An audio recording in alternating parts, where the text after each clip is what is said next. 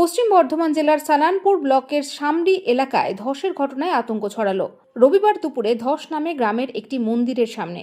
সময় যত গড়িয়েছে ধসের আকার তত বেড়েছে। আতঙ্কিত গ্রামের বাসিন্দারা সোমবার সকাল থেকে সামডি কলিয়ারির উৎপাদন ও পরিবহন বন্ধ করে বিক্ষোভ শুরু করেন।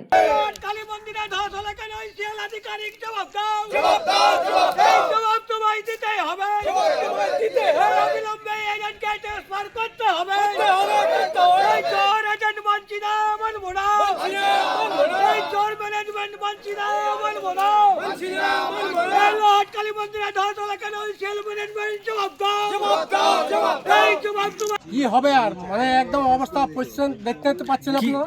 কি হয়েছে বলুন? ধসটা কিভাবে নেমেছে দেখতে পাচ্ছেন, একবার দেখে আসুন। এবারে গ্রাম যে সামনে আছে সেই সামনের পজিশনে গ্রামটা কি হবে? এটা তো মন্দির তো পড়েই গেছে। এবারে দেখুন তো আমার গ্রামটা কি হবে। বাসিন্দারা জানান, মন্দিরের একটু দূরে বসতি এলাকা। যেভাবে ধস হয়েছে তাতে আগামী দিনে গোটা গ্রাম মাটির নিচে তলিয়ে যাবে। পুনর্বাসনের দাবিতে বিক্ষোভ করেন বাসিন্দারা। তাদের অভিযোগ 24 ঘন্টা অতিক্রান্ত হয়ে গেছে, কিন্তু এখনো পর্যন্ত ইসিএল এর কোনো আধিকারিক ঘটনাস্থলে আসেনি। ধসের জেরে মন্দিরের পাঁচিলের একাংশ ভেঙে পড়ে গেছে।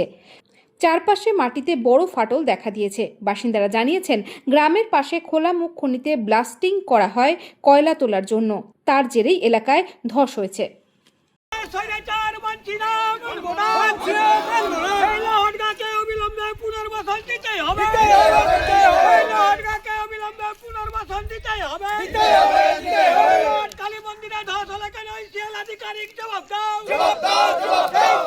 কি এবারে কয়লা চোর প্রশাসন চুরি করাচ্ছে, প্রশাসন চুরি করার পথে যা অবস্থা করছে তাই তো করছে।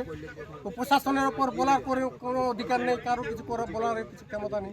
প্রশাসন বলতে ইসিএল সম্পূর্ণ ইসিএল এটাই করেছে। ইসিএল এখন পুনর্বাসন চাই, নাই তো আমাদের এই ইসিএল কে বন্ধ করার একটা পরিকল্পনা একদম আমাদের নিতেই হবে, কিছু করার নেই। এই জায়গাটা